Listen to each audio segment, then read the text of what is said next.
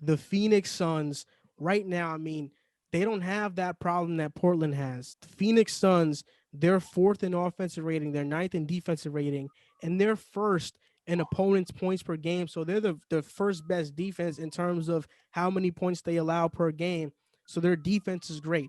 I mean, off the bat, we know that Chris Paul made a huge difference to that team, but Mikal Bridges has gotten better. He's a perimeter lockdown wing, and he can shoot the ball great. He was a great player at Villanova. People didn't really want to draft him too high because he was a guy that we know who he's gonna be, but how high of a ceiling does he really have? But he's been great for the Phoenix Suns. He's averaging about 14 points per game.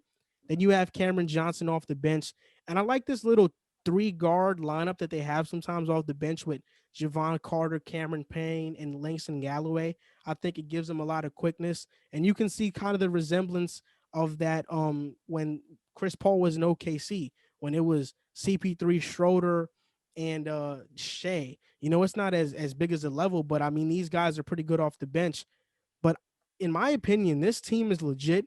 They can compete, and I think they can go really far in the playoffs.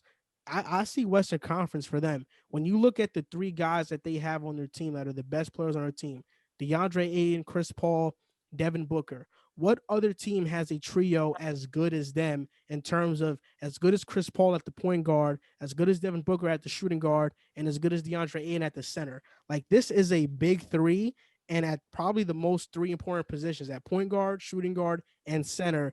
And they do have that wing in Mikal Bridges who can shut down opposing players. He did a great job against Luka when they faced against Dallas. This team is for real to me. Um, I'm still on the mend about them. I like them, like you said. I do have. I do. I'm gonna say this. I'm gonna step up and say I do believe they're gonna make the playoffs. I think they're a playoff team. I think they've showed that they're gonna be a top team in the West. To say that they can make a Western Conference Finals, I don't know, because I still think the Lakers are better than them, and I still think the Clippers are better than them. I think Portland. I don't know. It's gonna be tricky. It's interesting to see when Dallas gets Porzingis back. I want to see how they're gonna look. And with Utah, I want to see how they're going to look moving forward. But I do like this team.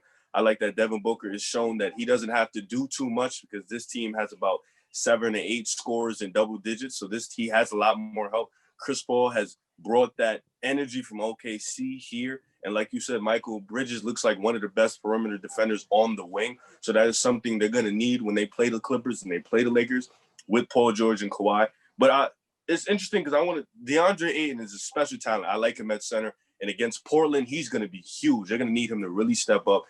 But I was watching the Clippers game. I was watching them play the Clippers game, and it was something it was something that I didn't see Doc Rivers do, but I seen an adjustment from Tyronn Lue. Tyronn Lue put out a 5-man lineup with Kawhi at the 5, Paul George at the 4, Lou Will at the 1, and he had Pat Bev, and I think he had Nicholas Batum, right? I watched DeAndre Ayton become unplayable because of Kawhi Leonard and Paul George at the 5, getting the switch. DeAndre Ayton was forced to guard one of them, in turn causing him to be in foul trouble and getting him out the game. When DeAndre Ayton got out the game, this was when they came back, by the way, when they came back from the 20-point deficit. When DeAndre Ayton came back in the game, got out the game, it was over. Paul George took over. Kawhi took over. Nicholas Batum, who's been phenomenal for the Clippers, he hit some big shots. So I was watching that, and it was interesting to me because I've noticed when teams go small, DeAndre Ayton obviously becomes unplayable, but then Phoenix doesn't look like themselves, and I feel like that's going to be key for them because, like you said, point guard, shooting guard, their big three is predicated on DeAndre Ayton with Chris Paul and Devin Booker. Those are big, big, big additions for them, and they need those three to be on the court. But when a team like the Clippers or if the Lakers go small with AD, how is Ayton going to be out there and how effective is he going to be? That's just going to be my only question. I'm really high on the Suns. I think they're going to be a great team this year, and I think that what we're seeing out of them early is legitimately what they're going to be. And Joel mentioned it. The reason they've been so good is because of their defense. They've been great offensively, but you go down the list, Mikal Bridges is a great defender. Ayton, great defender. Chris Paul, elite, one of the best defending guards in NBA history.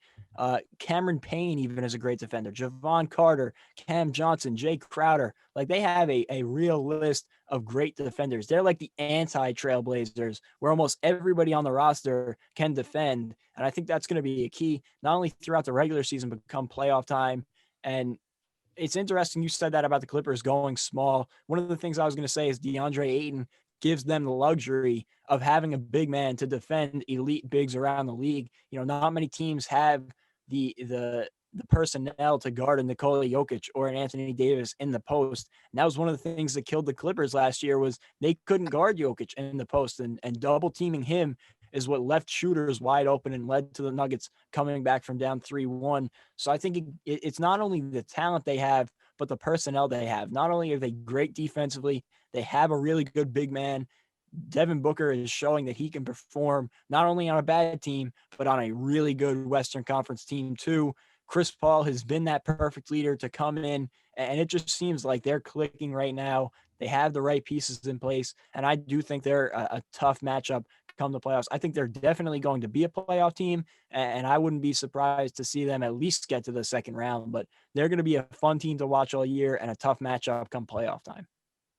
I mean, yeah, like you said, the Suns look really good so far. And I mean, the teams that they've beaten are good teams. They beat Dallas, they beat the Pelicans, they beat the Jazz, they beat the Kings, the Nuggets, and the Raptors. Their only two losses have come against the Clippers and the Kings, and they haven't lost by more than 5 points. It's been 5 points or less.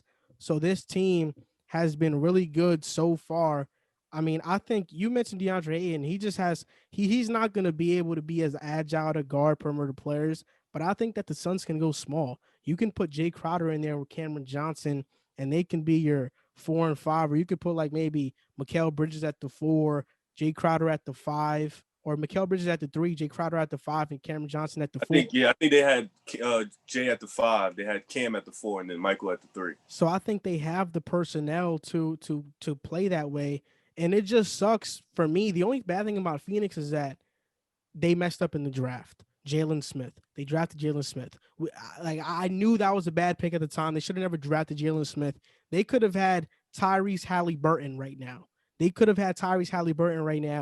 And I know a lot of Phoenix fans are probably hoping or wishing they would have drafted and went in that direction. It's funny because I went on Suns Reddit earlier in the year when they actually did make the pick.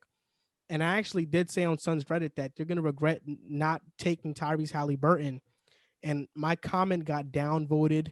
People on the comments were like, Tyrese Halliburton isn't going to be good. Point guards don't come out ready regardless. So obviously they were wrong. But yeah, people, Jalen Smith was a bad pick at 10, and they should have went with somebody who could probably be more versatile when on the court.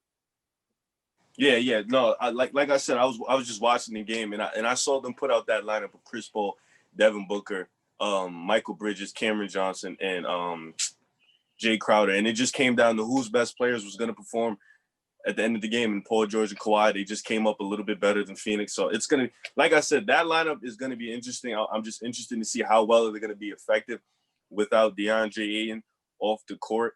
But like I said, this team can match up with Portland. This team can go toe-to-toe with Dallas. This team can even go toe-to-toe with the Clippers and the Lakers in terms of small ball. Just are their players going to perform when it's bright? Michael Bridges is still young. He's never played in the playoff environment. Same thing with Cameron Johnson. And as long Devin Booker's been here 6 years, he has never been in a playoff environment. So it's going to be interesting to see. They have Chris Paul there to teach them that and to let them understand that role. But he's the only guy, Jay Crowder too. Those are the only two guys. So it's going to be interesting to see come playoff time. Well, actually, it's going to be interesting if this team doesn't fold and if they can continue this season and make that run.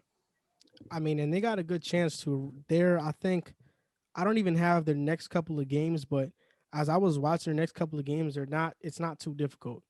It's not too difficult, the next couple of games. They have Detroit right now they're playing. Then they go Indiana, Washington, Atlanta, Golden State, Indiana, Memphis, and Houston I until think January 20th. I think that's an Galloway okay has set. 17 too.